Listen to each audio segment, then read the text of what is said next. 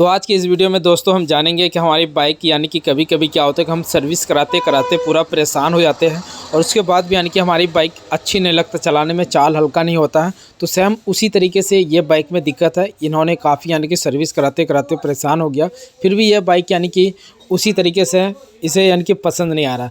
तो हमारे पास जो आया, हमने चला के देखा तो हमने क्या देखा, एक तो साउंड की प्रॉब्लम और दूसरा जो इसकी पिकअप है वो बिल्कुल नॉर्मल है। तो और साउंड और पिकअप, तो इतना काम में कैसे करना है और किस तरीके से करना है और क्या क्या पार्ट्स बदलना है जो कि हमारी बाइक बिल्कुल न्यू जैसा बन जाए। तो बाहर में हम क्या क्या करते हैं कि ज़्यादातर हम सर्विस पे ध्यान देते हैं, चक्का आगे पीछे, चक्का हैंडल शॉकर ये सब खोल के बना देते हैं, मोबिल डाल देते हैं और उसके बाद भी यानी कि हमारी बाइक सही नहीं लगता है और कस्टमर कहीं ना कहीं यानी कि ना खुश होता है, उसे पसंद नहीं आता और वो कस्टमर हमारे पास फिर दोबारा नहीं आता है। तो चलिए हम बाइक को स्टार्ट करते हैं और आपको दिखाते हैं।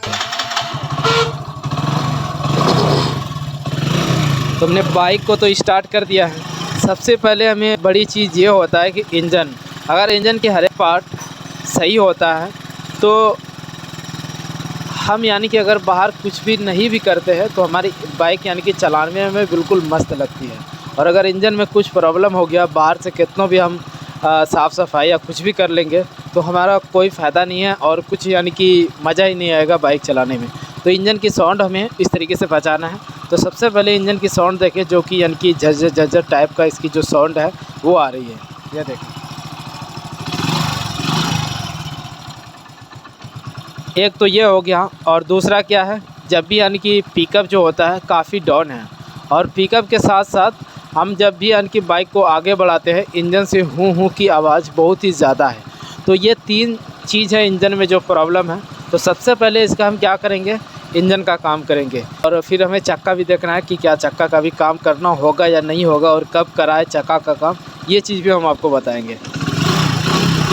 ये देखें इंजन की साउंड। चलिए हम फटाफट से खोलते हैं और आपको दिखाते हैं। वीडियो में ज़रूर बने रहे और इससे पहले कि चैनल पर नए हैं तो एक बार ज़रूर सब्सक्राइब करें और हमारे वीडियो को लाइक करें और शेयर करें। यहाँ पे दोस्तों हमने क्लच प्लेट सेंटर हब निकाल दिया है। अब इसमें हमें ये चीज़ देखना है, जो सेंटर होता है हमारा हब, ये यानी कि कटा हुआ नहीं होना चाहिए। तो ये ज़रा सा भी कटा हुआ नहीं है, बिल्कुल सही है। और इसी के साथ साथ जो क्लच हाउसिंग होता है हमारा, इसे इस तरीके से प्ले चेक करनी चाहिए। अगर इसके अंदर प्ले है तो इसके अंदर जो रबड़ लगता है उसे आपको चेंज कराना होगा। तो इसी के साथ साथ जो क्लच प्लेट है इसका, ये यानी कि सिर्फ ख़राब है। तो हमें क्या काम करना है, इसका क्लच प्लेट चेंज करना है। क्लच प्लेट चेंज करते ही बाइक की जो पिकअप है वो बिल्कुल न्यू जैसा आ जाती है। और यहाँ से ये सब चीज़ देख लेनी चाहिए, गियर वगैरह। और सबसे बड़ा रीज़न इसमें क्या था कि जब भी हम बाइक को आगे बढ़ा रहे थे हूँ जैसा आवाज़ यानी कि इंजन से आ रही थी। उसके लिए हमें क्या काम करना है, ये बदलना है। थोड़ा नज़दीक करो। उसके लिए हमें इस पेनियन को बदलना है, जो कि इस पेनियन को हम जीपीटी पेनियन बोलते हैं या प्राइमरी गियर भी बोलते हैं। और इसी के साथ साथ यहाँ पे ये नया पेनियन है हमारे पास, ये देखें। इस नया पेनियन को लगाना है। इसमें यानी कि सिर्फ दाग होता है हमारा, ये देखें। सिर्फ दाग होने के कारण से ये बहुत ही ज़्यादा आवाज़ करने लगता है, जो कि इंजन की साउंड काफ़ी बेहतरीन नहीं होता है कभी। यानी कि अभी तक इसका जो ये पेनियन है चेंज नहीं हुआ है। तो इस पेनियन को हम लगाएंगे नया। यहाँ पे इसे इस तरीके से लगाना होता है और कुछ नहीं करना होता है। तो यहाँ पे हमने इस नया पेनियन को लगाया और फिर हमें क्लच प्लेट नया डालना है। तो अब क्लच प्लेट कैसे सेट करना है, तो चलिए हम ये चीज़ दिखाते हैं आपको। तो क्लच हाउसिंग फिट करने के बाद फिर हमें क्लच प्लेट को सेट करना है। तो क्लच प्लेट के साथ साथ गाइस हमने जब प्रेशर प्लेट इसका चेक किया तो इसमें भी यानी कि दिक्कत है। तो प्रेशर प्लेट हमें ये लगता है कभी इसका चेंज नहीं हुआ है और तकरीबन बाइक हमारे ख्याल से 65-70 हज़ार किलोमीटर चल चुका है। तो इतना चलने के बाद अगर आप प्रेशर प्लेट चेक करें तो अगर घिसा हुआ है तो उसे भी आप चेंज करें। तो हम फाइनली इसमें क्लच प्लेट और प्रेशर प्लेट दोनों लगाएंगे। अब लगाना कैसे है, तो चलिए हम ये चीज़ दिखाते हैं आपको। तो यहाँ पे ये हमारा हब है, जो कि हब और सेंटर हमारा सही था, तो उसे हमने कुछ नहीं किया, वो यानी कि वही रहेगा हमारा। अब यहाँ पे एक हमें क्लच प्लेट डालना है और एक प्रेशर प्लेट डालना है। प्रेशर प्लेट जो धार वाला हिस्सा होता है, ये देखिए आप इस तरीके से अगर हाथ करेंगे, उंगली करेंगे तो आपको यानी कि धार टाइप का लगेगा, नोकीला टाइप का। तो उसे हमें ऊपर की ओर रखना है इस तरीके से। और फिर एक क्लच प्लेट और फिर एक प्रेशर प्लेट। इस तरीके से हमें यानी कि क्लच को सेट करना है, जो सही तरीका है हमारा। और उसके बाद फिर हम सेंटर को लगाएंगे यहाँ पे। इतना करने के बाद फाइनली हमारे जो क्लच प्लेट है वो बिल्कुल कंप्लीट हो चुका है। चलिए इधर से सेट करते हैं।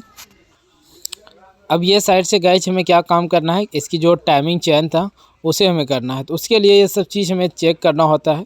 तो फाइनली हमारा जो ऑयल पंप स्पॉकेट होता है वो सही था, और ऊपर का जो पत्ती है और पुश रड है वो सब सही था।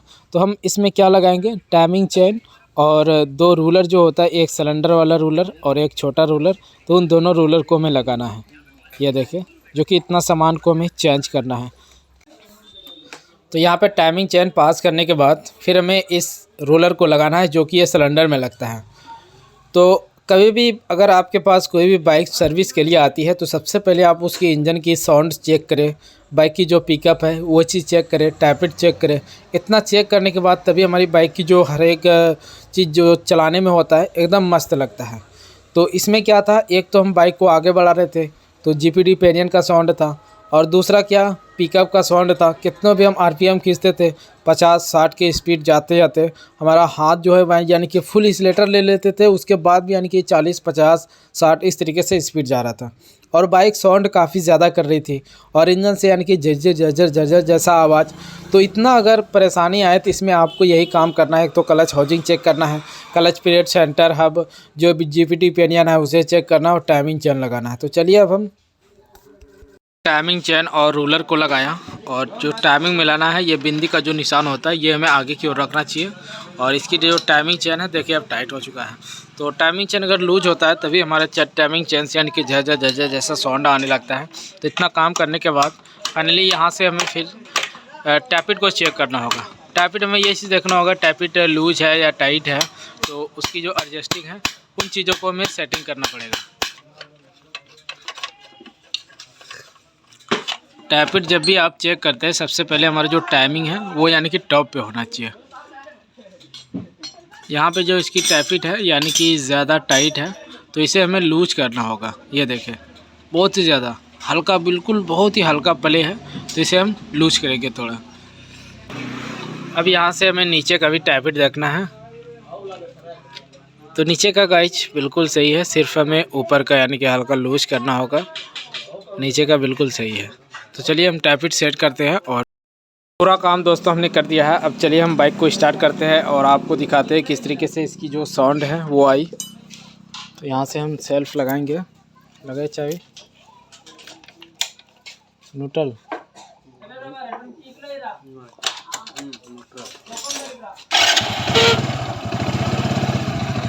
तो अब देखें गाइस इंजन की जो साउंड है वो आप सुने, और ज़रूर हमें कमेंट करें हमने जो काम किया वो किस तरीके से यानी काम किया। और जो काम अगर आपने कुछ भी यानी कि आपको पूछना हो तो आप ज़रूर हमें कमेंट करें, या आपने कहीं पे भी कुछ नहीं समझा तो उसके लिए भी आप ज़रूर कमेंट करें, और आगे किस तरीके से आपको वीडियो चाहिए और भी कमेंट करें। तो चलिए दोस्तों इंजन की आप साउंड देखें, और अब जो पिकअप है काफ़ी मस्त पिकअप आएगी, और इसी के साथ साथ जो पहले हूँ की आवाज़ था तो वो भी बिल्कुल ख़त्म हो गई। देखें इंजन की साउंड, इसे कहते हैं कि जो हम काम करते हैं वो यानी कि हमें अच्छे काम करना चाहिए, और अच्छे पैसा यानी कि हमारा बर्बाद नहीं होना चाहिए, अच्छी जगह पे हमारा पैसा लगना चाहिए।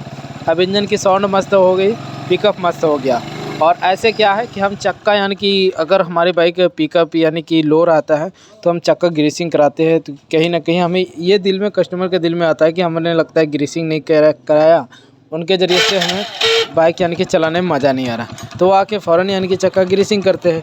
और अगर यहाँ पे अगर देखेंगे बेरिंग, तो बेरिंग बिल्कुल सही है, ज़रा सा भी चक्का में पले नहीं।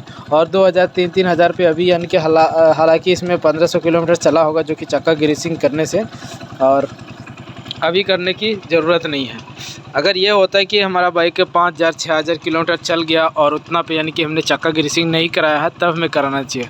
अगर एक बार आप इंजन ऑयल चेंज कराएं यानी कि 2000 किलोमीटर पे और 6000 या 8000 किलोमीटर पे आपको चक्का खुलवाना है, और उसकी जो बेरिंग है अगर पले है बेरिंग को आप चेंज करें, और नहीं तो उसी को आप ग्रीस करके लगा दें।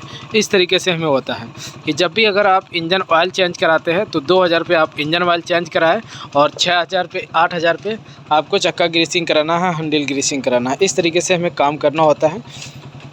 तभी जो हमारी बाइक की पिकअप होता है हर एक चीज़ बना हुआ होता है और जल्दी यानी कि प्रॉब्लम नहीं करती है इंजन की साउंड देखो।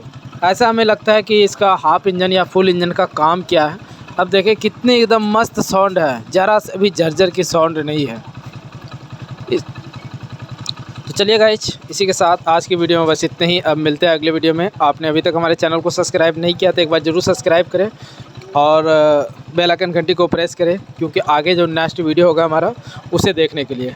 और चलिए अब मिलते हैं अगले वीडियो में, तब तक के लिए थैंक यू।